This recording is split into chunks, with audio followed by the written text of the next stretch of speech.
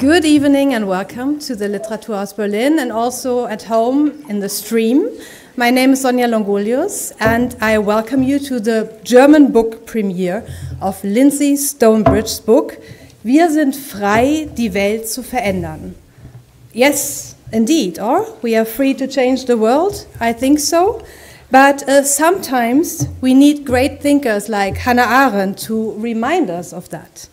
And sometimes it's always also good to have acclaimed scholars and authors like Lindsay Stonebridge to bring us closer to these great thinkers and their ideas, and to remind us of them.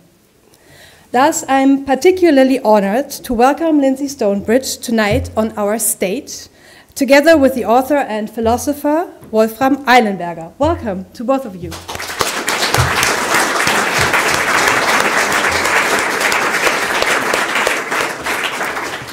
Hello, thank you very much. And one more sentence. Don't worry, because I have to introduce one more person that is important today as well. We will speak and think about Hannah Arendt tonight in English, but there will be a reading in German of the German translation of the book by the actress Lena Stolze, whom I want to introduce to you as well. So welcome, Lena Stolze.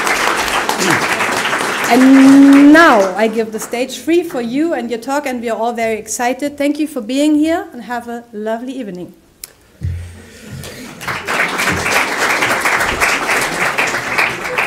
yes, welcome.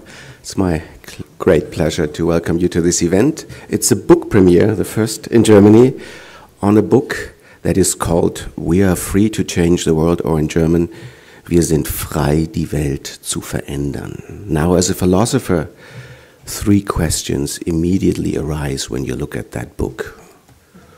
Who is or are we? What means free? And what, if anything, is this strange object called the world? Never seen such a thing.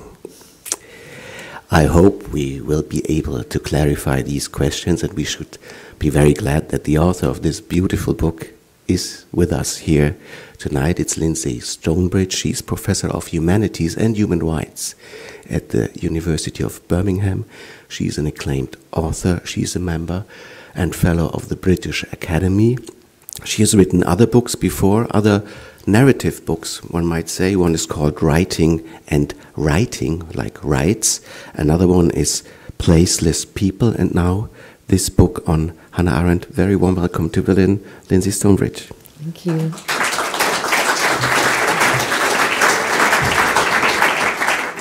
Thank you.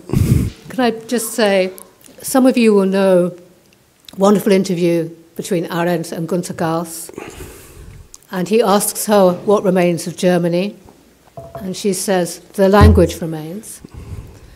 If you'd allowed me to speak German tonight, it would not remain. It would be. So I just want to thank you for indulging me and for hosting me. But also, as an English speaker, when I get excited, I speak rather too quickly and sometimes too softly. I may live in England, but I have a European passport, so if you just want to shout, stop, say it again, I won't think you're rude, I'll think I'm at home. So thank you. So Lindsay, as this is your first event here in Germany with this book, may I ask you a question that might sound very strange, but we know that you are a writer, a professor, a member of the British Academy, but those are only titles and institutions, so who are you, would you say? I've never been asked that question. There's a beautiful passage in The Human Condition where Arendt says, as soon as you try and describe who someone is, who a who is, you invariably start to describe a character or a type. Which is to say, and maybe we can talk about this, because if you're trying to write a biography of a woman, the temptation to talk in types and stereotypes and a woman thinker is really, it happens a lot with Arendt. As I worked on the book, and I did ask my question of who am I, what I learned from Arendt is the importance of keeping yourself mysterious to yourself. she does beautifully. And what she told me was that mystery doesn't have to be explained. You can tolerate it. So who am I? I mean, I'd answer that question very differently from when I started reading Arendt as a student. Who am I now? I'm not sure. I'm not sure I care that much. I'm always interested to find out who I am. Okay. But I'll never mistake it for being a character. So let me try it from a different angle then. When and how did Hannah Arendt's voice enter your mind? Do you remember that? Yes. My first Hannah. But I think we all have several Hannah Arendts who come at different times of your life. I read her a bit as a graduate student, but I worked on psychoanalysis and feminism, and Arendt was not fashionable. Partly, we were being told that women did not exist. This woman certainly existed. The language was complicated and theoretical. You remember those theory days. Arendt speaks with a clarity that, to me, seems to come from nowhere sometimes. She comes from her absolutely her own place. So I read her quietly, not seriously. I really started reading her during the Gulf War. That was around 1992. Yeah, first of all, but then the second Gulf War. Mm-hmm. My children were born. I was writing a book about how people wrote about war crime trials. So I was working on the Eichmann book. And I had small children. I was reading a lot, one hand as you do. And it was that moment, the clarity of her thought and her willingness to look hard facts in the face and describe them, given how much Kant was going on, not that Kant, how much rhetoric and propaganda was going on. That was really the moment. I also think, and this will be different, I think there are two generations of Arendtians. There's a generation who grew up with her in the 60s and 70s, who will know her from that period. Then there was a quiet time. Mm-hmm. And then she became popular again. And I swear, I'm not sure this would have happened without Twitter. No one knew how beautiful she was. I just had my copy of The Human Condition, where she does have that not very good haircut. No one knew about the Fred Stein photos. And there was no Twitter, thank God, there was no Twitter. But nobody knew that she could write beautiful aphorisms that could be... So the first time was Eichmann in Jerusalem. And then for you, the book? Yeah, for me. Because it's a good piece of journalism, apart from anything else. But it was the voice and the fearlessness. That was my first Hannah, yeah. As you know, Hannah Arendt was a great thinker. Maybe she was a philosopher, although I'm not sure she would have liked that labeling. She was also a great writer, and you chose a very unique, I think, approach in not writing a conventional biography, nor writing a book about Arendt's thinking, nor an academic treatise. It's more kind of a way of meeting Arendt in very decisive events during her life and the way she thought about them. So it's, how would you describe the genre that you created with this book? Because, sometimes when you enter the stage, you're supposed to be very critical in academia. I'm not today. I think really praise is the only adequate approach to this book. I'm a huge fan, and it's not only beautifully written, it's also beautifully crafted and beautifully built. But it would not be easy to say if it's a book of narrative non-fiction, a biography, or a novel, is it? No, I think Arendt herself was a really good life writer. Her first book, remember, on her hell. Warenhagen, yeah. Yes. And I came to see that there was a relationship between how she wrote about other people's thinking and lives and how she thought, which is to say she always thought it was important to be able to look at the world from the position of someone else and to inhabit that position, even if, especially if you're then going to reject their opinion. You have to be able to do it first. So that's kind of what I was trying to do. I'll just read you a little bit that I started with, where I kind of tried to excuse myself, but this is actually what I think that I was doing with the book. Put my wrong glasses on.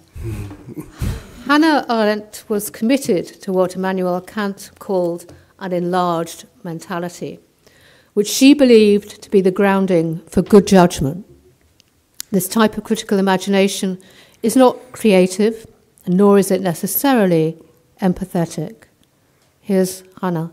You think your own thoughts, but in the place of someone else, she instructed her students.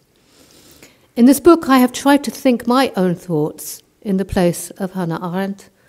All direct quotations from her writing are in italics and referenced. I have imagined plausible scenarios in her life only where the evidence permits. Despite these precautions, there may be moments in what follows when Hannah Arendt also thinks her thoughts in my place. So that dialogical relationship, me constantly trying to think, what did the world look like from her perspective? What might our world look like from her perspective? But also being tripped up all the time because our voice became doubled. And I think that became, especially so for me, an issue when I wanted to argue with her, which I do quite a bit in the book, in a friendly way. But yeah. So one of the central questions surely of Hannah Arendt's work and also of this book is what it means to think in the first place, especially to think for yourself. Mm-hmm. Now, that is a strange question to ask because one might assume that thinking is not that difficult at all. 2 + 2 is 4. When I want to go to Kurfürstendamm, I take that road. I've made my mind up about who I'm going to vote for the European election, for example. So thinking seems to be quite easy, actually natural to us. Yet philosophers and some other people who call themselves thinkers seem to think that there is something more difficult, more intricate about it. Lindsay, what would you say is so difficult about thinking for yourself from an Arendtian point of view? Yeah.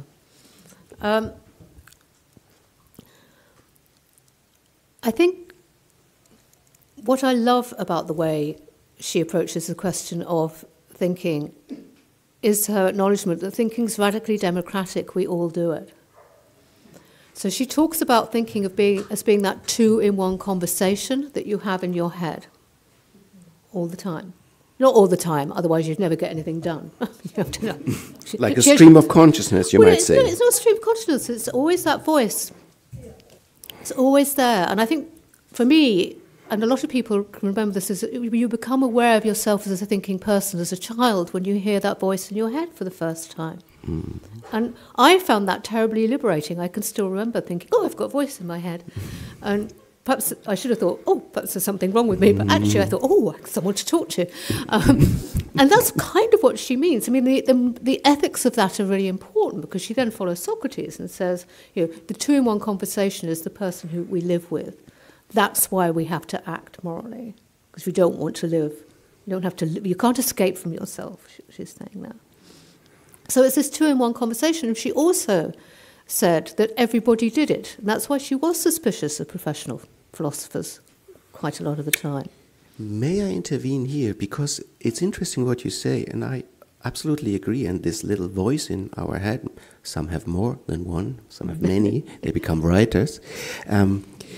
There's something to it too, because Hannah Arendt says some people actually cannot think. Yeah. And it's not that every human being, by simply being a human being, is able to think. So thinking is not for everyone. And there are some ways of reading her that are a bit more elitist than the democratic version that you presented, that says thinking is for the very few, because it's very hard, it's very risky, and it usually fails. Yeah, yeah. But she'll also say, often the very few are the people who think and then act. And that's why coming back to that point that actually professional philosophers can think a lot, but they're not necessarily good people. And she knew that from first-hand experience when her friends, so-called friends and teachers, joined the Nazi Party, betrayed again and again. So the idea of being clever is not a guarantee of thoughtfulness. Mm-hmm. I think she would think that most people can kind of think. but those who then choose to do something about it. And I think she was committed to ordinary people thinking. I mean, that she did see is in some ways possibly redemptive. The people thinking well means, I mean, she's so Socratic with this, means being well. Maybe that's a good time now to turn to a person who undeniably was able to think. It's our big birthday boy, Immanuel Kant, who turned 300 yesterday. And the first part that we're going to hear is a bit about Königsberg, Kant, and the place where Hannah Arendt grew up, which again was also Königsberg. Please.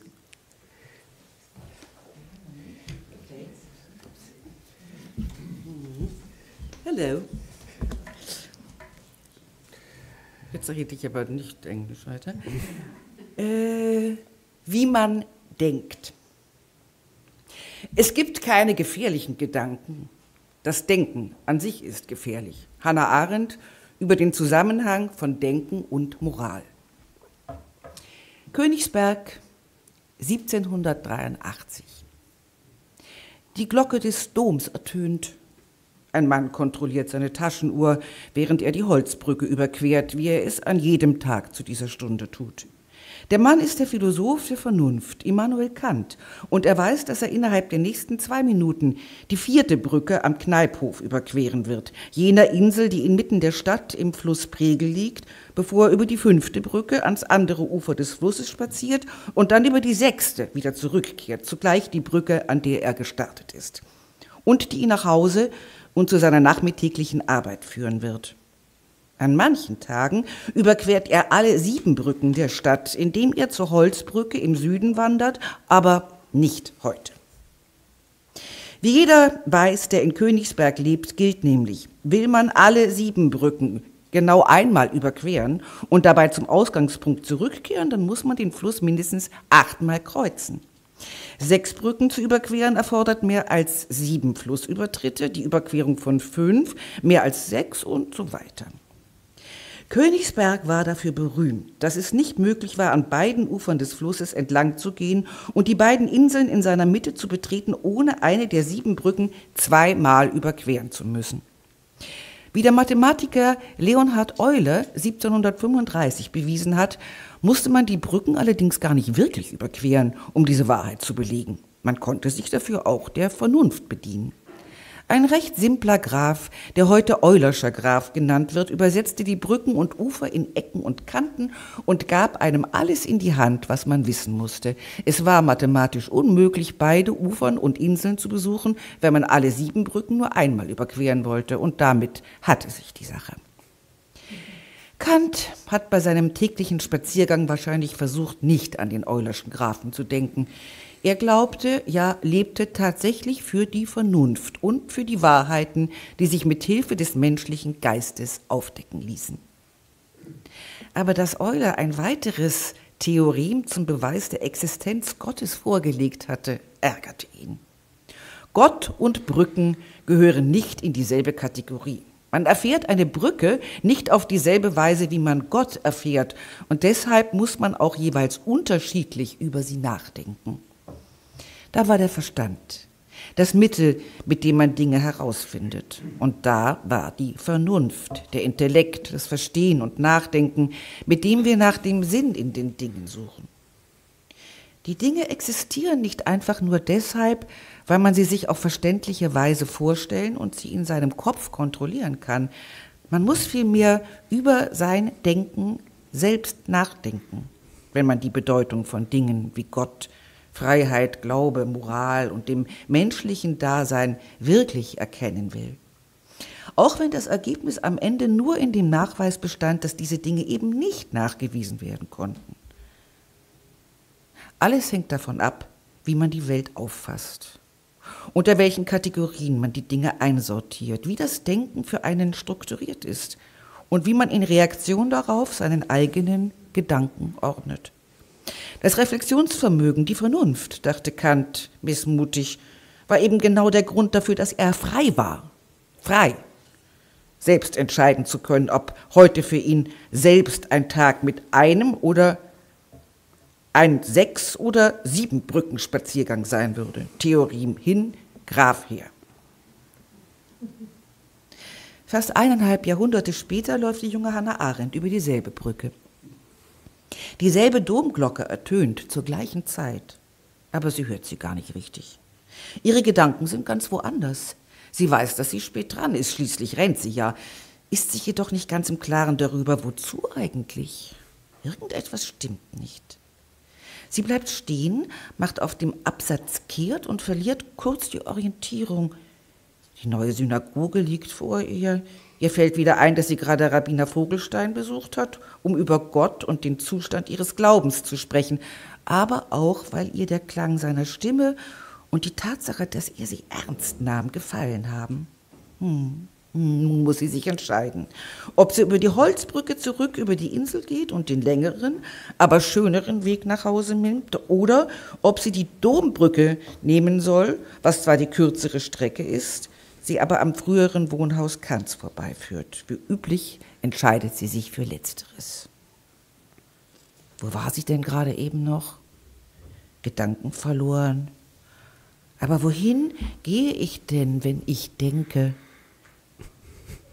Sie denkt, weil sie nicht damit aufhören kann und weil dieses unaufhörliche Denken sie ebenfalls interessiert. Manchmal bin ich und manchmal denke ich. Aber kann ich gleichzeitig denken und sein? Denn ich habe das Gefühl, dass ich, wenn ich denke, zugleich aus der Welt verschwinde. Natürlich tue ich das nicht in Wirklichkeit, was umso bedauerlicher ist.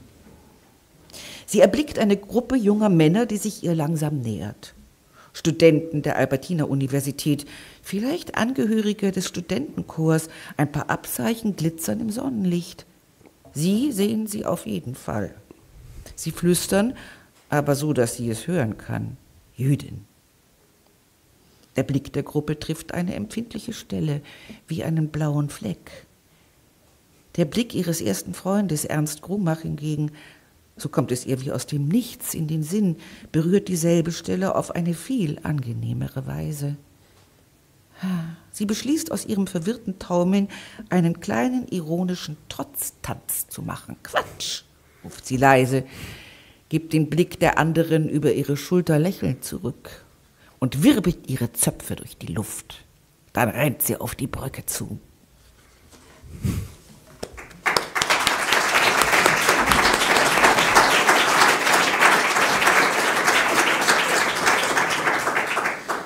Yes, this is a little story which captures the essence of what it means to think and maybe what it was like to be Hannah Arendt in those days in Königsberg during her youth. And of course, the event that you describe in the end is particularly telling because she is in thoughts. In German, one would say in Gedanken, which is also a very beautiful way to put it. And then something happens, the world returns, and she returns to the world by the fact that someone else looks at her and that she's touched by that look, which is also very beautifully put, I think. And then in the end, and I want to start with that in talking about that passage, we see Hannah Arendt as a person that miraculously is, one could say, a happy camper. Mm-hmm. She's just a happy nature, whatever happens to her, and a lot of bad things happen to her during her life. But she keeps up, should we say, the spirits by thinking? Mm-hmm. I think so. I should just say that when I started this book, I wanted it to be a travel book, so I was really looking forward to going to Kaliningrad, as now is, and walking the bridges. As it was, I sat there with maps from in lockdown. And it seemed to me I wanted to give that sense of her relationship to Kant, and it was so evocative for me to think of them being on the same bridges. And Kant's distinction between kind of reasoning through something and then reflection or understanding is really crucial to Arendt. And there would have been a way of putting that I could have probably alienated most readers that I tried to explain it in that point of the book. But like you, I was really captured with the idea of her already thinking. And I did want to get that sense of how, for her, it was important to be invisible. She says, when we think we're not in the world, we're out of order. She takes that from Heidegger. I love this expression, because when you say it in English, you also have the idea that you're not working, you're out of order. And you also, we say in English, like something, that was a bit out of order, you know, so like you've been badly behaved. So it's transgressive in a way. Yeah, it's transgressive. So I like that kind of sense. But I think there was a way of retreating into solitude, and she says this again and again and again, enables you to be resilient when you're knocked by that look. And I think that kind of intimate relationship between thoughtfulness, the thinking self, by which I disappear from the world, enables me to respond to the world. Incidentally, I had another word, apart from quatsch, originally in the draft that which was a swear word, which I imagined her, I won't repeat it, saying something bad. Because she was defiant. I mean, absolutely. And she also, just to finish, she wrote quite a lot of poetry. Samantha Rose Hill has a new translation coming out quite soon. Some of it's really interesting, some of it's not. Not so sure if that's a great idea, but anyway. But she wrote a really sweet poem when she was young, and she says, I dance and dance in ironical glory, which you can imagine writing when you're young. Perhaps you can imagine writing it when you're old, but it's definitely, you could see. And so I kind of liked this idea of her dancing with ironical glory, surrounded by the beginnings. But there's also, of course, a deeper morale to this little story, because those people, the students that you imagine, that were certainly there at one point, would say, oh, she's Jewish. And Arendt at that time, you imagine, would not say, yes, I am. Mm-mm. She would not let herself be defined by the look or the labeling of others. She just says, quatsch. She takes it with humor, we could say, which is a great weapon. And when we try to understand what it means to be free, the first point that you made is thinking makes you free, because it distances you from the circumstances that you are thrown into. And the other one is certainly humor and irony as a way of being, feeling, and gaining freedom. Yeah. No, and I think she always has this double ironic voice, actually from quite young.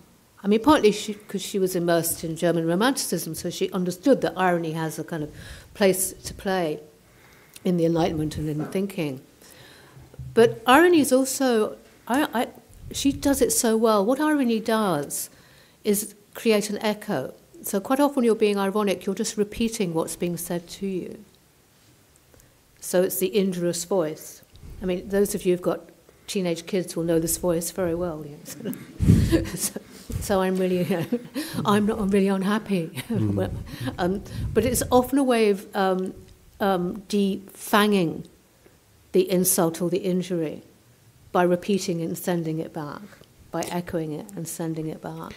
But in a way, you present her also much more relaxed than we usually think about these questions nowadays. Because if we would tell a story like that today, with all the identity discourse that we have, people might say, oh, I was micro-traumatized by that event, right?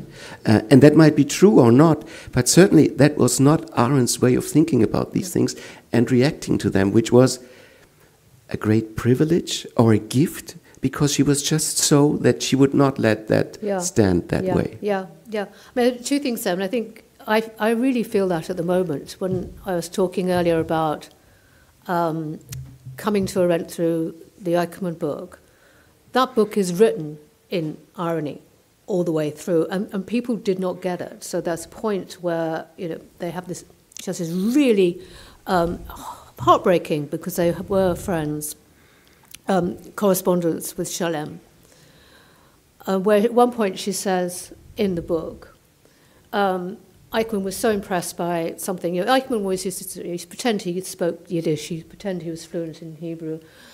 He was so committed to Zionism, he nearly became a Zionist, and she was being ironic. She's got this man was talking like this in Jerusalem at his own trial, in front of people who knew who he was.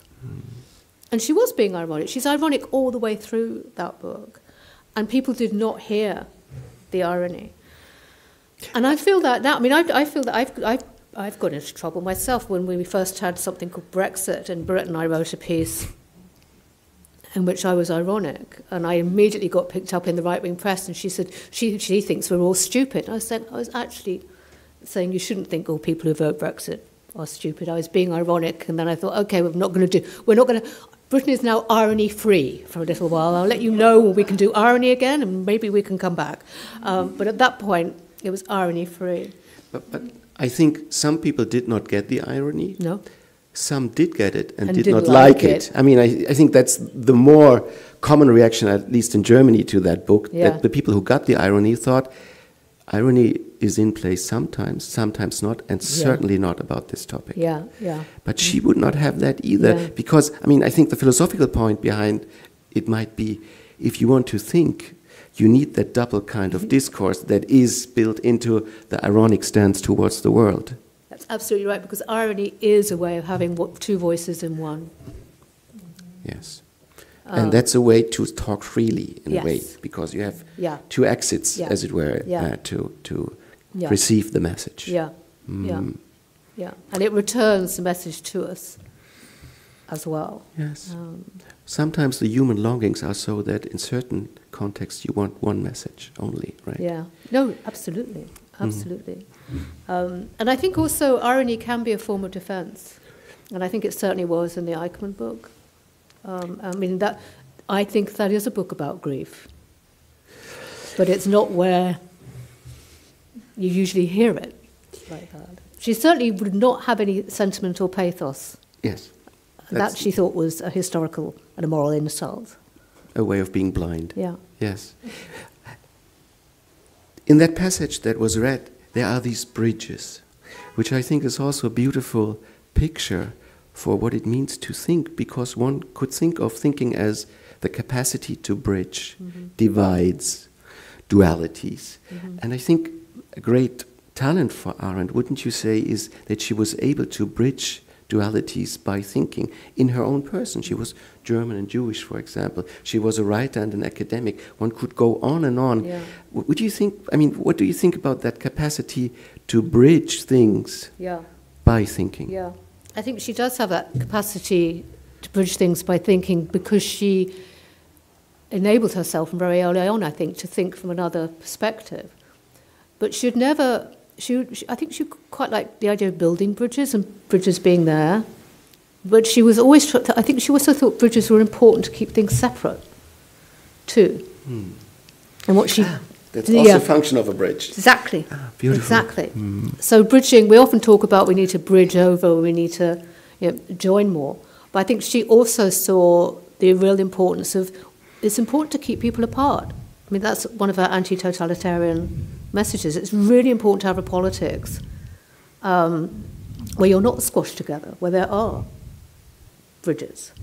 I was struck, I don't know why I did this, but probably because I was bored and I could, but I think she uses the word distinctions, which is another, about 117 times or something like that in The Human Condition. And it seems to me that if you look at that book, she's crossing bridges, but she's just trying to give a pattern of what things look like and why they're different. And usually when philosophers are saying this is different from this or this is different from that, it's going to be to say that invariably one thing's better, or you're going to resolve them, or you'll turn them into a dialectic. But she likes the distinctions. That's part of what it means to come to terms with the reality of the world as it is, plural. I think that's something I will have to keep in mind. I think it's beautiful that bridges do bridge, but they also keep different things apart and neatly, which we need in life. Yeah. One can imagine that a certain type of that experience happened again, say, in Heidelberg or in Berlin, 1932, where she would look for the house of Hegel or Hölderlin, and she would walk over that bridge, and some would say, oh, she's Jewish. And I cannot imagine that she would have said Quatsch then, would she? Not in 1930. Not by then. Not by then. And she does come back to the statement, which is very resonant right now, but if I am attacked as a Jew, I respond as a Jew. But like you said, she was also anti-identity politics. I mean, she certainly didn't believe that you should build the politics of a state around what your identity was, partly because we don't know who we are to ourselves. Sometimes we'll be Jew or Irish or a woman or whatever, whoever we happen to be in love with at the time. That's always a mystery to ourselves. So she'd never try and stake that. But as a, if you're going to mark me like that, I will turn around and I will look you in the eye. I think that was already happening at that point. Actually, I think it has a lot to do with our present situation in many ways, because when she says famously in that interview with Gauss, I believe, if I'm attacked as a Jew, I will defend myself as a Jew.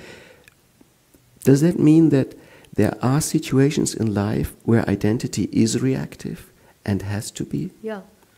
I think probably Arendt, I can't remember where she says it. I think it's Thinking of Moral Considerations, where she says something like the common quest for something like identity politics was bound to end in failure, because you can never be one identity because of the two in one voice. You can never be that person. But at the same time, because she's existentialist, she recognises what it means to be called as an identity, even when you are resisting with every bone in your body, which requires a politics. I mean, clearly with anti-Semitism it did, because it wasn't just a prejudice; it was an entire politics. So you didn't have any choice. If you were called out as a Jew, that was your identity. But she would never let that run, I think. I mean, her relationship to feminism would never let that run in that way. And, when we think about the 1930s, when she leaves Germany in 1933 in the spring, there's something, and it comes out so clearly in your book, which I think is very marvelous about Hannah Arendt, that whenever there's something happening in the world, she tries to think about it in her own way. For example, then she starts to write that book about Rahel Varnhagen, which is about a Jewish woman who tries to maneuver her way, having 2 or 3 identities and trying to find out what that means. Before that, she's very much in love with one person, one of her teachers, Martin Heidegger, and she writes her dissertation on the concept of love. I think what I'm after is that what is so special about Arendt is that things happen in the world, and she's awake enough to react to it as a thinker. And I think few philosophers do this nowadays. No, I think that's right. I mean, with the Rahel book,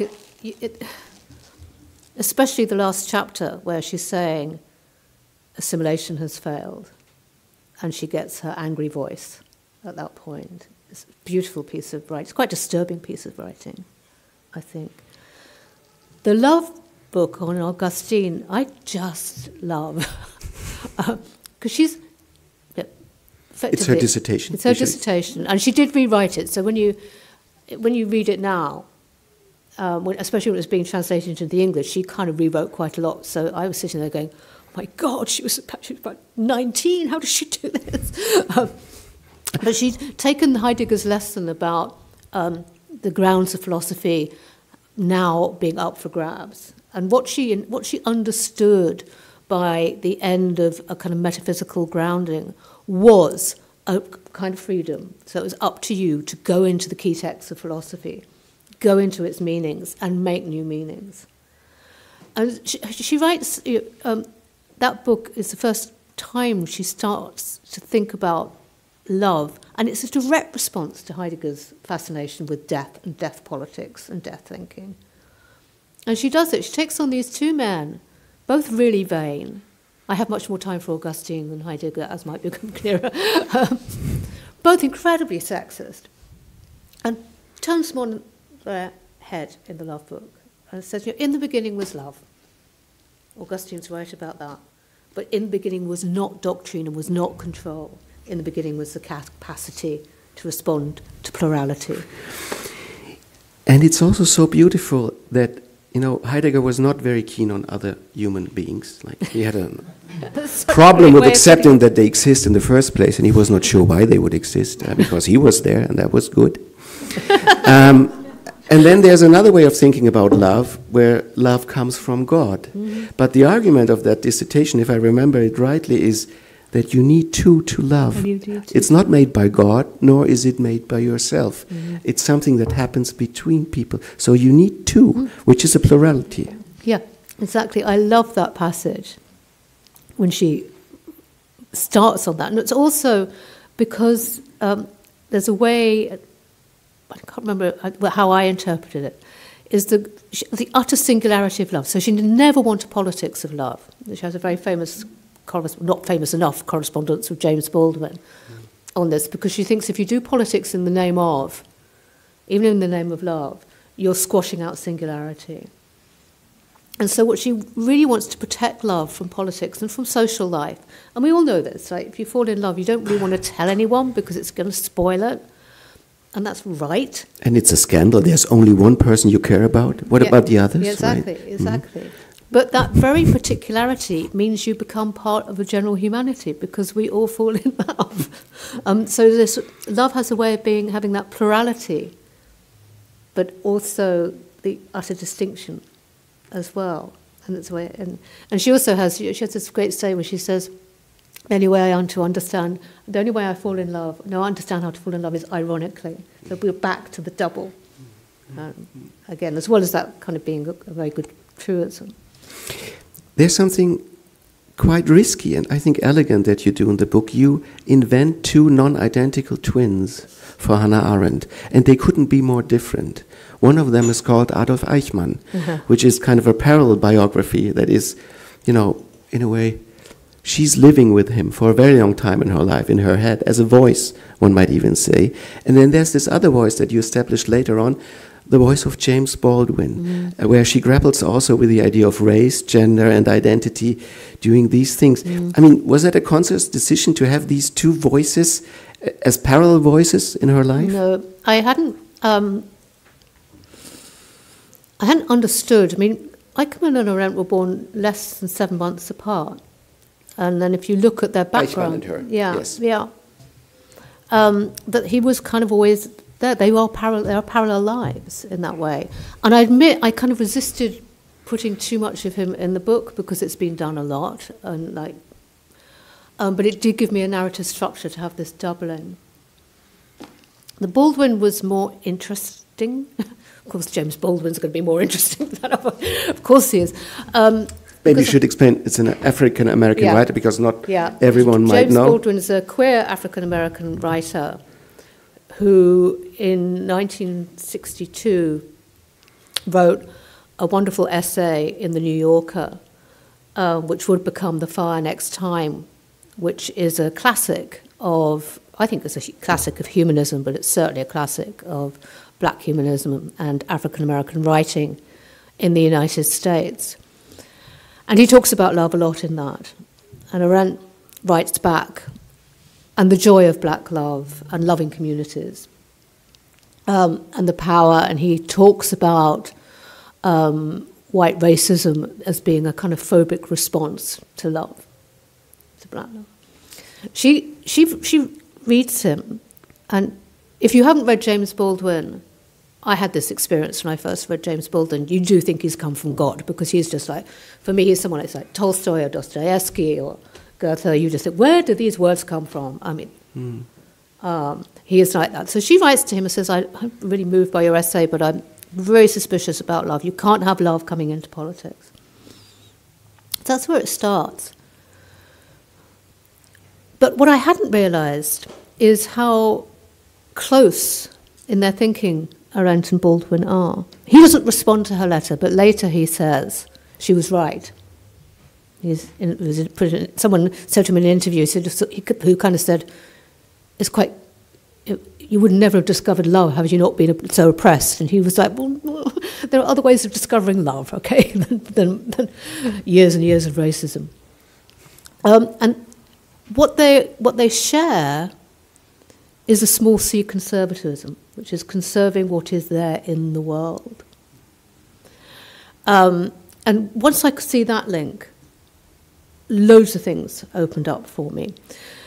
So we go back to the New Yorker between 1962 and 1963. Within 6 months, the editor of the New Yorker publishes James Baldwin's The Fire Next Time, Rachel Carson's The Silent Spring, which is one of the first environmental tract pieces of writing, another stunning piece of writing. Carson begins her essay with imagining a poisoned village that's been poisoned by its own insecticides. And then he publishes Arendts Lektionen in Jerusalem within 6 months of each other.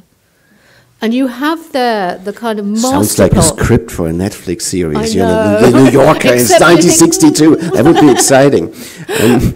But it's also, so you've got, the three modern evils, the banality of evil, racism, environmental violence and catastrophe.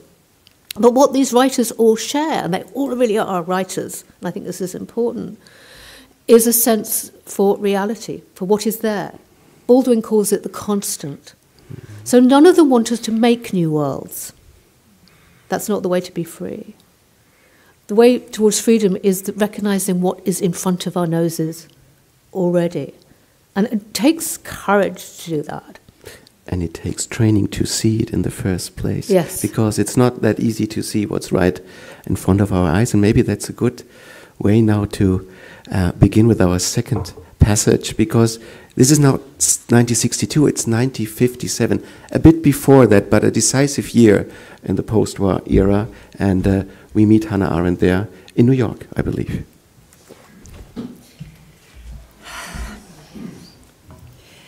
Die menschliche Zerbrechlichkeit steht im Mittelpunkt der Vita Activa, jenes Buchs, dessen Planung Arendt auf ihrer Reise durch das antike Europa im Jahr 1955 gedanklich umgetrieben hat.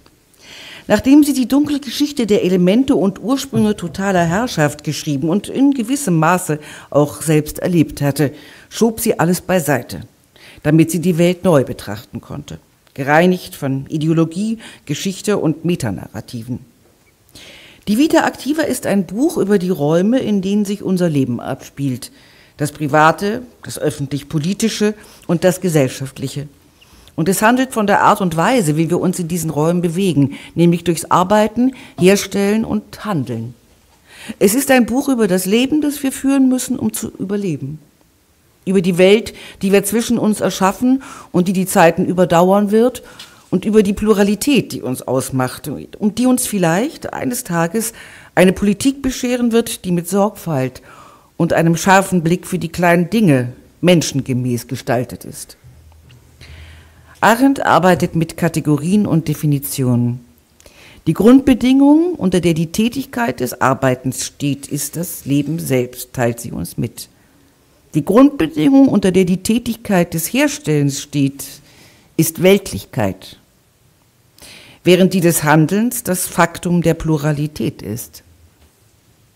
Allerdings bilden diese Kategorien keine Hierarchie. Die Vita Activa handelt nicht davon, wie man vom Arbeiten zum Handeln kommt, von der Unsichtbarkeit des Zuhauses zum Glanz des öffentlich-politischen Raums. Wobei Arendt immer wieder betont, dass man, wenn man zu viel Zeit damit verbringt, sich der Gesellschaft anzupassen, die Freiheiten und Annehmlichkeiten weder des einen noch des anderen Raums wird genießen können. Erst recht verweigert sie sich den Dingen, die wir tun, einen absoluten Wert zu geben. Arbeit ist zwar Plackerei, aber auch der Wesenskern des Lebens. Das Herstellen ist wichtig, weil wir damit greifbare Dinge schaffen können, die der Welt Beständigkeit verleihen, aber die Zerstörung ist ebenfalls Teil der Schöpfung. Und das Handeln ist zwar das Beste, was wir tun können, aber dafür stets gefährlich und immer riskant, weil wir nie wissen können, worin die Konsequenzen unseres Handelns bestehen werden. Wenn wir wirklich frei sein wollen, dann können, ja dürfen wir uns in ihren Augen nicht mit Theorien und hochtrabend politischen Philosophien aufhalten, denn spätestens seit dem Tod von Sokrates sind diese ganz offensichtlich ein Teil des Problems. Die Bedingungen menschlicher Existenz können nach Arendt nicht erklären, wer wir sind oder uns mitteilen, wie wir sein sollten, und zwar aus dem einfachen Grund, weil keine Bedingung uns absolut bedingt. Wenn wir menschlich bleiben wollen, dann müssen wir daher zuerst lernen, den Wunsch aufzugeben, die Welt um uns herum vollständig zu erkennen, zu kontrollieren oder ihr zu entkommen. Und das meint auch den Wunsch, uns selbst zu erkennen, zu kontrollieren oder zu entkommen. Am 4. Oktober 1957, fast auf den Tag genau 2 Jahre nach ihrem Besuch im Archäologischen Nationalmuseum von Athen, sah Hannah Arendt von ihrem Fenster in der Upper West Side in den nächtlichen Himmel empor und fragte sich, ob sie einen Blick auf Sputnik erhaschen könnte, den ersten Satelliten auf einer Erdumlaufbahn, der an diesem Abend von der Sowjetunion gestartet worden war. Hätten die Amerikaner zuerst einen Satelliten auf den Weg um die Erde herum geschossen, dann wäre die Stimmung in New York an diesem Abend vielleicht ausgelassener gewesen. Es war das Zeitalter des Space Race, des Wettlaufs ins All, eine Zeit großer Männer und großer Wissenschaft von Raketen und Sternen, in der wirklich nur der Himmel die Grenze war. Doch Arendt erkannte in dem fehlenden Triumphgefühl der Menschen um sie herum etwas, was sie stärker beschäftigte als deren bloße Enttäuschung. Denn da war das Gefühl der Erleichterung darüber zu vernehmen, dass es nun möglich geworden war, die Erde hinter sich zu lassen. Und das war verrückt, dachte sie. Denn die Erde stellt solchen Wesen, wie Menschen es sind, die Bedingungen bereit, unter denen sie leben und sich bewegen und atmen können. Die Welt, der die Menschen entkommen wollten, war genau die, die sie selbst erschaffen hatten. Und so blickte Hannah Arendt also in den bestirnten Himmel über sich, formte ihren Körper zu einem einzigen fleischgewordenen Fragezeichen und kehrte an ihren Schreibtisch zurück und tippte in das Vorwort zur Vita Activa den Satz hinein: Was ich vorschlage, ist etwas sehr Einfaches. Es geht mir um nichts mehr, als dem nachzudenken, was wir eigentlich tun, wenn wir tätig sind.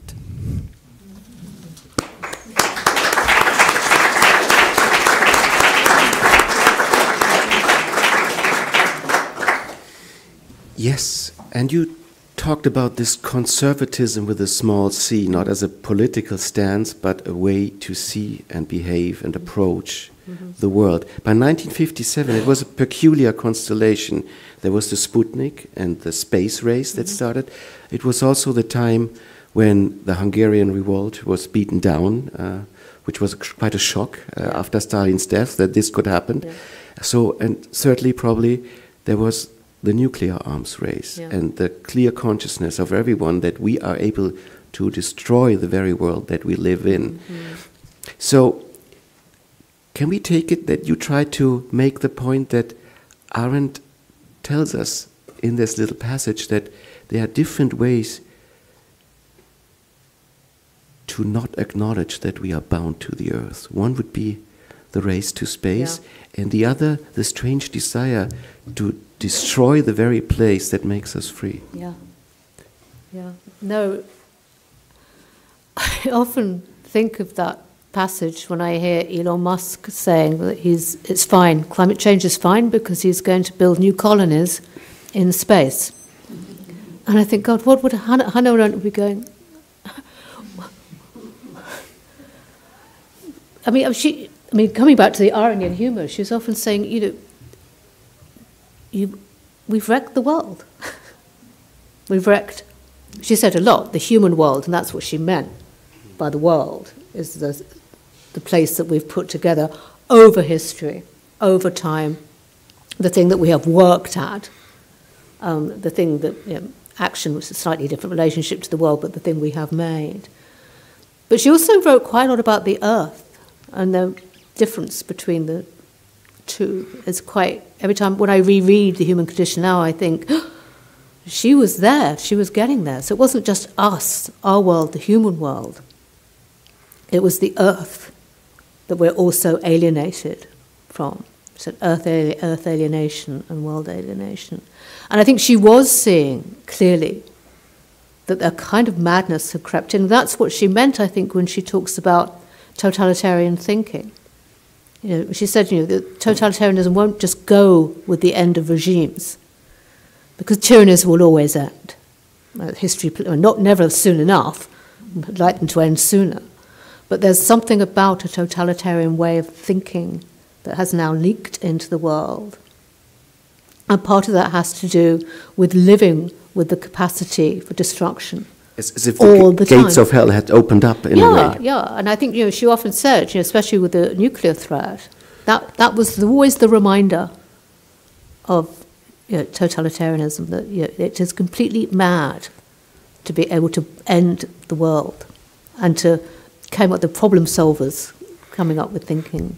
And I think the climate catastrophe is she often talked about the generation in the 60s and 70s. She called them rather wonderfully the generation who can hear the ticking, because they were the first nuclear generation. So they're the first people to grow up thinking, one, warfare's changed forever now, because it's not just strategy, there's a threat of total annihilation.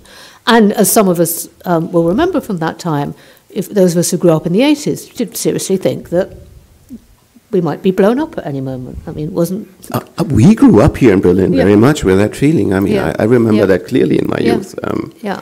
And she just said that just changes everything. And our generation, if the youth could hear the ticking back in the 60s and 70s, the ticking is now clanging vis-a-vis the climate catastrophe. So what it means, to inhabit a world that might almost certainly end.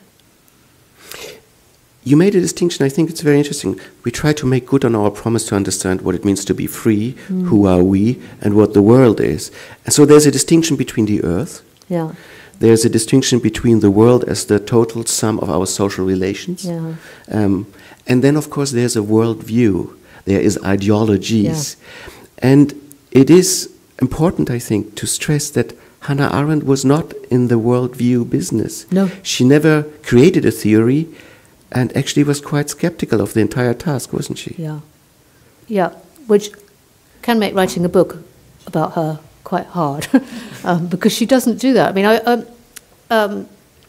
a political theorist whose name escapes me because I'm tired, Martin J. said, Hannah Arendt thinks in constellations. And so you have all these constellations that are working all the time throughout her work, actually from when she was very young to her last days. And sometimes you see some and sometimes you see the other, and then they bounce into each other and produce different formulations. But what you're saying about her not being in the ideology business is so crucial, and more crucial today. I mean, as I wrote the book, it got more and more crucial, because it goes back to what she says about thinking. What she loved about thinking is if you think about something too long enough, it dissolves ideologies, it dissolves fixed thinking, it dissolves easy answers. You just think about one word or a set of expressions. That's why she wanted us to have the solitude in which to do that. And that's also why she'd be so terrified by the pressing together of ideologies via social media and via new forms of mediation. Okay, we've always had mediation. It's always been tricky and has produced problems. But right now, there's very little space for people to get not just distance from ideology, but space in which to hear what is being said in their heads and think, do they really think that's true? Do they really believe that? But there's another danger for a thinker like Hannah Arendt, I think, and we have trains now that are called Hannah Arendt and ICE. We have schools. Everything that is tagged with Hannah Arendt sells extremely well. She's like the Rudi Völler of our country. Everyone loves her, but we don't know exactly why, because few people read her. And I think the danger is now that we put Arendt on the pedestal as if she was just another philosopher who created a theory. And the other danger is, of course, that this self-thinking. Yeah. We have now a movement, you will have something similar in Britain, I believe, called Querdenker, which was 15 years ago a very noble term. I was invited to congresses called Querdenker Kongresse, and it was meant in a nice way. And what these Querdenker do is they go on the streets and protest, for example, against corona measures, and then they hold up Arendt quotes. For example, the quote, "No one is allowed to obey." What did or did they not get about Arendt? What do you think? They didn't get anything about Arendt. Are you sure? Really? Yeah. I mean, when I started this book, my agent and my publisher not my German publisher, who was always way ahead, I must say, on the thinking business, which is one of the reasons it's so nice they're here today, was the working title of the book was Thinking Like Hannah Arendt. And it drove me nuts, because the whole lesson, don't think like. If I sold this book as Thinking Like Hannah Arendt and people had done it, it would have missed the point, and I would have been rightly torn down. And that means to me, I don't think she's good on American race relations. I think she's appalling. I don't get the Heidegger thing. I kind of think if I'm going to be a student of Arendt, it means thinking for yourself, which means putting yourself in discomfort. And what we don't see today is people putting themselves in discomfort. And I think that does have something to say. On the one hand, yes, no one must obey, etc. But she was always very clear on how we needed institutions that could allow freedom. Which is, you can't put that on a poster. We need institutions. We need institutions that nurture freedom. But, I don't want to belabor the point, but I think it's interesting. She was, as you say, a double-voiced writer and thinker. She was also keenly aware of the power, the very dark power of institutions. Yes. She learned that lesson well, and for life. Yeah. So, what would you make then of the sentence, no one is allowed to obey? Does that count for any kind of rule, for some rules, or only for some situations? Yeah. I think, she says nobody has the right to obey, and it's quite interesting that she uses the word right. So it doesn't mean you have to be disobedient.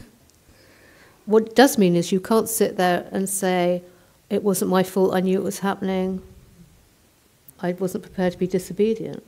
I think that's slightly different.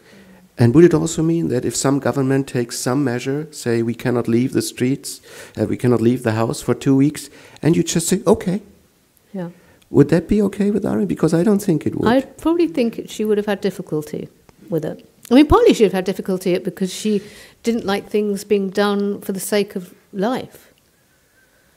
And she did think the life processes had become a form of labour and bureaucratised. And there was a way in which I think lots of people did obey, because we're communal, political, loving animals, and we want to make things okay for people. People obeyed because we thought that was the right thing to do. But what was done in that name, the fact that you couldn't, everyone will have had these stories, be with someone who was dying or being with someone who was ill. And the fact that, in my case, I was stuck in the UK, I couldn't get back to France, although it was a bit strange in France too. There were utter incompetence making the kinds of decisions which, so it wasn't just that your freedom was being curtailed, it was bad. It was just like, didn't make any sense. So I think she would have had a problem with that. And maybe, yeah. And as we are talking about Hannah Arendt as a spirit, a Geist that was very much awake and reacting to recent events, I assume you wrote the book during the pandemic. I did. That must have been very strange as an experience. It was. As I said, I started off thinking it was going to be a travel book, and I got terribly excited in the spec, and I thought not only would I retrace the steps of Hannah Arendt made. So there I was in Freiburg, just as everything was closing down. I had to kind of come back to Britain. I was so furious.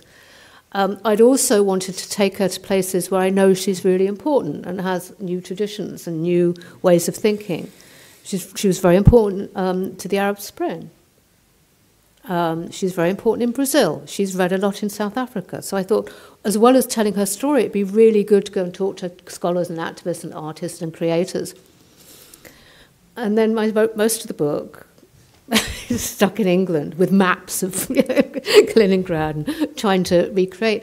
But what that revealed to me was the Hannah Arendt I liked, as I said at the beginning, was the person who looked at Eichmann and laughed at him. Or that wonderful late interview with Roger Errara, where she's got these sunglasses on and she's 70s cheek, and she's really angry, and she looks so cool. She looks a bit like Peter Sellers in Doctor Strangelove. She looks a bit like that, which is so cool. But the Arendt I discovered was the vulnerable, and the person who is precisely resilient and slightly brilliant because she will allow herself to be vulnerable. And yesterday I was rereading bits of the letters that she had with her teacher Karl Jaspers, which please someone do another issue of those because they are so beautiful. And as a set of letters, as an intellectual relationship, as a love relationship, they're so moving. But this is 57, so it goes back to the passage. And she says to Karl Jaspers, alienation and rootlessness, if we will only understand them right, make it easier to live in our time. And I read this and I thought, hang on, Origins of Totalitarianism has told me how alienation and rootlessness turns people into fascists and Nazis and totalitarianism because they're looking for the new myth, they're looking for the conspiracy, they're looking to belong. So what is this? And then she said, and certainly we should allow ourselves that little bit of relief. They, alienation and rootlessness, are like a skin that grows onto us from the outside. And because of that skin, we can afford to remain sensitive and vulnerable. So as if she's saying, rather than try to get round alienation and rootlessness, she's not conceding to them in any way, but she is saying don't try and do it through a kind of populist, fascist totalitarianism because that is not good. But is there also a way that our unhomeliness in the world gives us the skin, I love this idea, of a skin that grows onto us from the outside. And behind that skin, we can afford to remain sensitive and vulnerable, which is to say human. It blew my mind when I read that, because it's partly what my book does. What it says, these are the two sides of Hannah Arendt. Right, and it would be the skin that enables us to be touched by the world in the first place. I mean, this is how you started your passage, that you are touched by someone looking at you, or that you are touched by the very fact that something happens. Yeah. And I think that's the kind of openness that she thinks as ideal, that we should be touched by this world and be in touch with it. Yeah. Which is a very difficult thing to do. Of course, there's a way of dissenting, protesting, when you're so touched by the world that you cannot take it anymore. Yeah. We call it revolution. And this is the third part of our reading, I believe, on revolution. Thank you.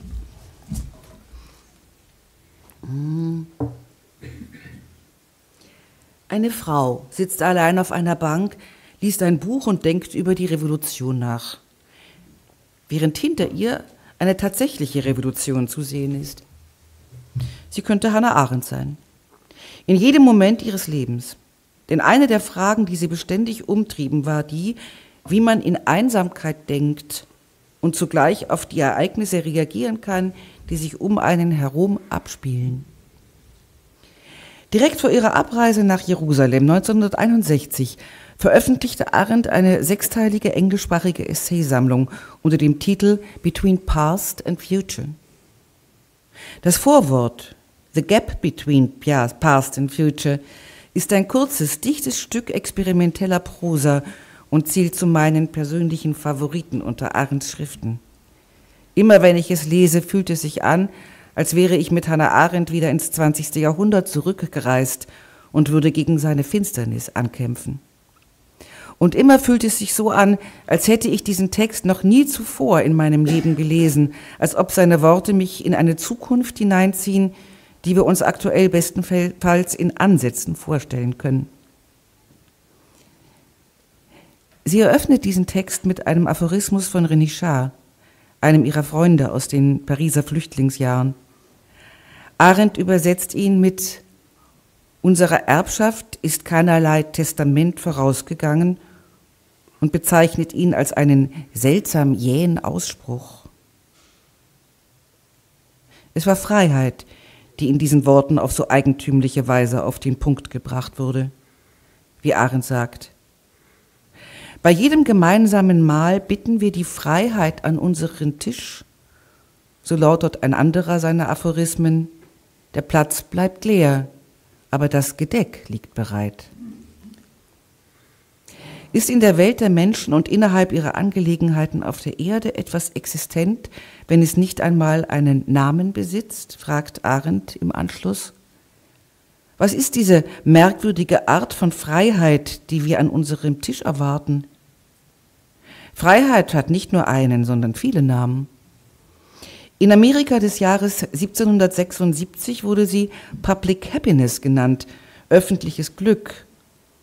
Und die Franzosen nannten sie 1789 öffentliche Freiheit.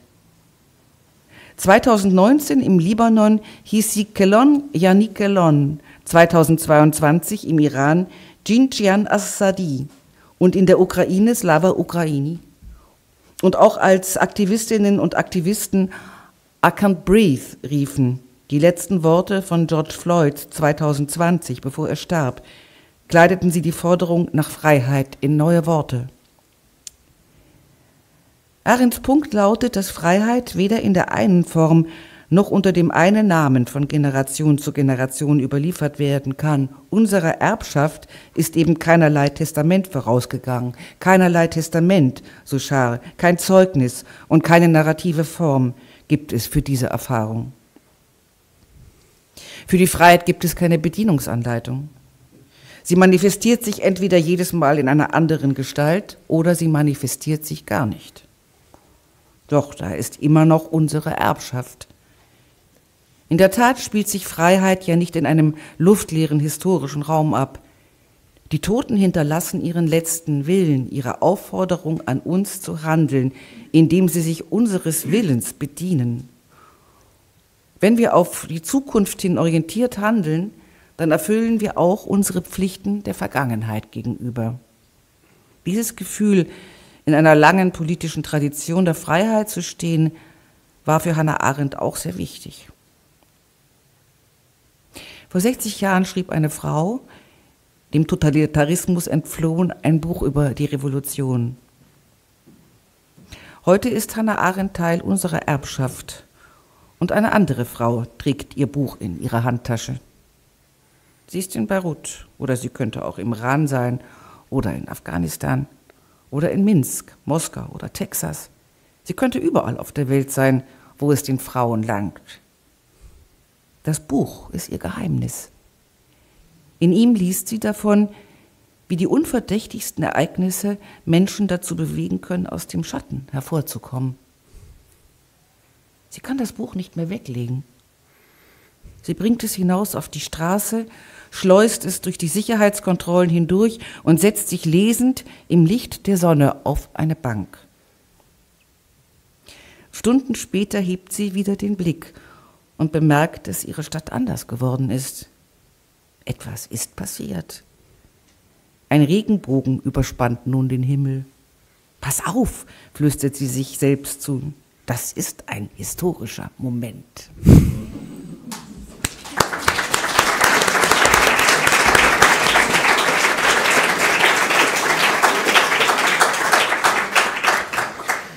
So the revolution is an eminent way to act because it changes everything and shows that we can do that. Mm-hmm.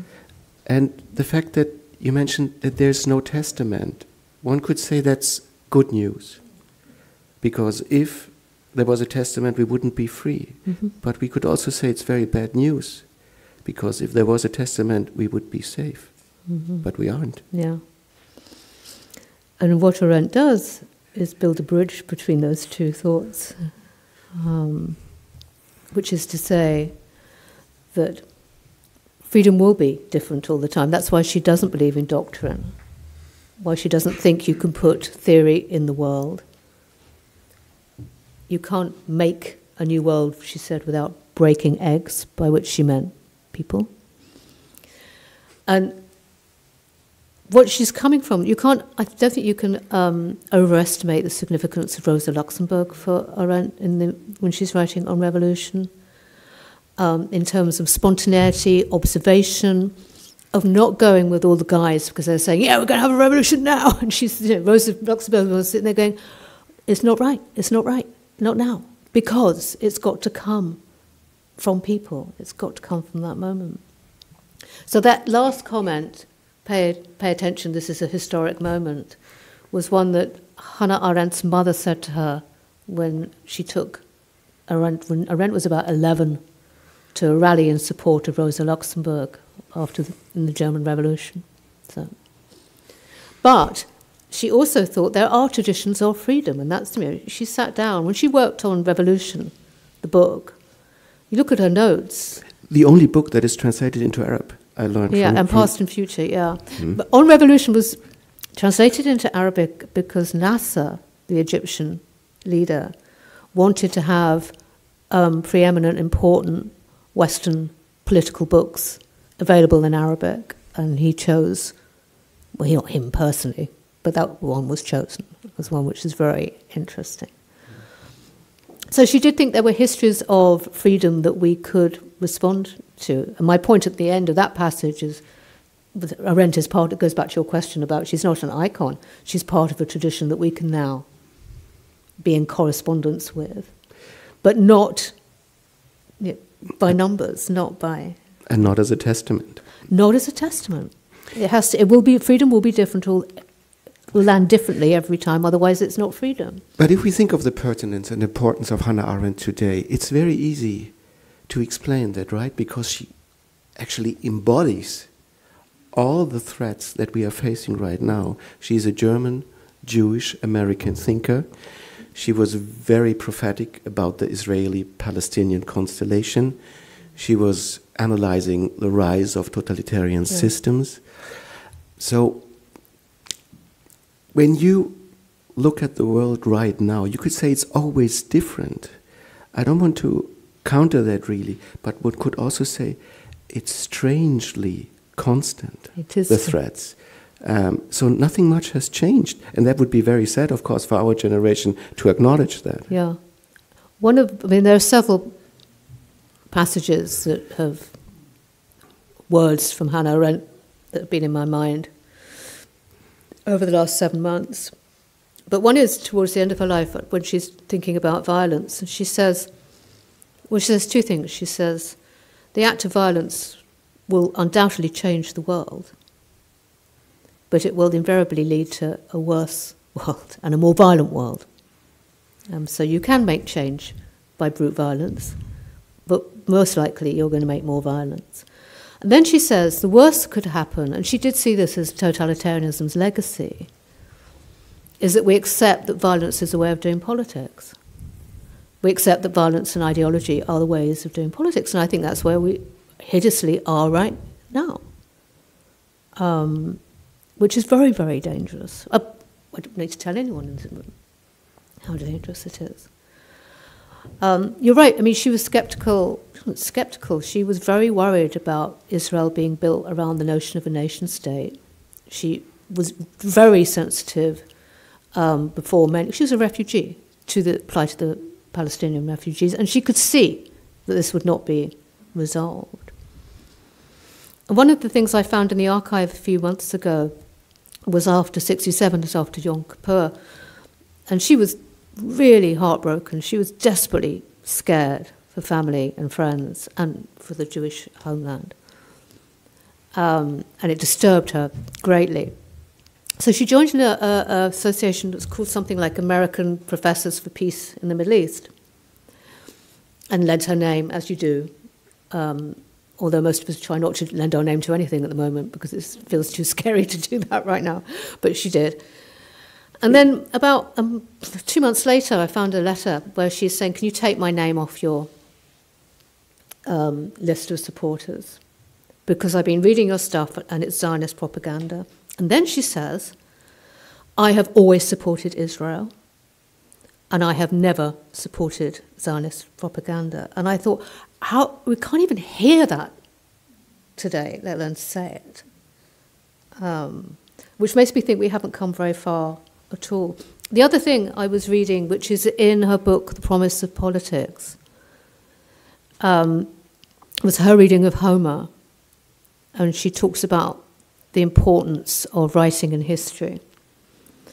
I was doing this because I had started to read Emily Wilson's new translation of the Iliad, which is a beautiful translation if you speak English because it's in iambic pentameter. But after October the 7th, I couldn't read it anymore. It just became unbearable because the story of the Iliad is much too close to what was happening. It was awful. So I went to Arendt. And she says in that, Homer's genius is you don't know whose side he's on. She said that he's the first historian. You cannot tell whose side he's on. And then she said why he's so important is because if you annihilate a people, you not only annihilate that group, it's an attack on human plurality itself. And she also said that this is why she thought Eichmann was had committed a crime against humanity. He said it was a crime against humanity committed on the body of the Jewish people. And that really struck me because I thought, well, okay, so can we have some more Homer, please? It's not a very adequate response to the situation we find ourselves in.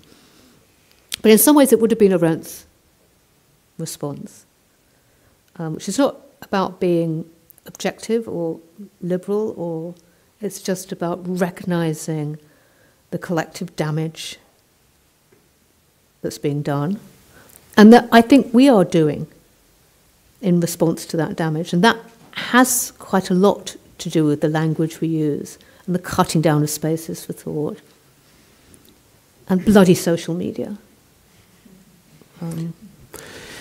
Maybe we could leave this as a final word, and also not that it becomes too sad. I think the remedy is for her to think for oneself, because that's usually and quite concretely a way to save lives. A way to think and keep thinking is to read this beautiful book. I can only recommend it to you. It will be with you for a long time, as hopefully Hannah Arendt will be, and I thank the author very much for sharing her thoughts with us tonight. Thank you, and thank you for your readings. So have a good night. And